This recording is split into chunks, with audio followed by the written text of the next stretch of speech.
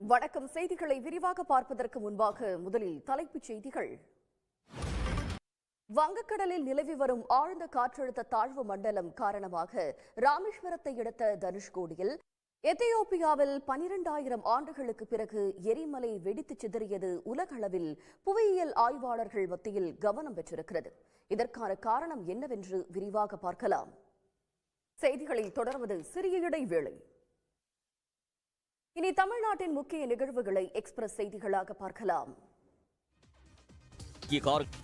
துணை முதலமைச்சர் உதயநிதி ஸ்டாலின் தலைமையில் செஸ் ஒலிம்பியாட் முதல் ஃபார்முலா 4 கார் பந்தயம் வரையில் பல்வேறு சர்வதேச போட்டிகளை நடத்தி விளையாட்டுத் துறையில் தமிழ்நாடு உலக அளவில் உயர்ந்து நிற்கிறது.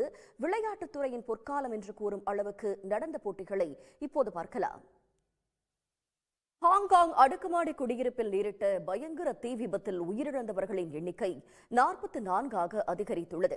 300 பேரை காணவில்லை என்று கூறப்படுவதால் உயிரிழப்பு மேலும் உயரக்கூடும் எனவும் அஞ்சப்படுகிறது. இனி முக்கிய நிகழ்வுகளை விறுவிறு செய்திகளாக காண்போம்.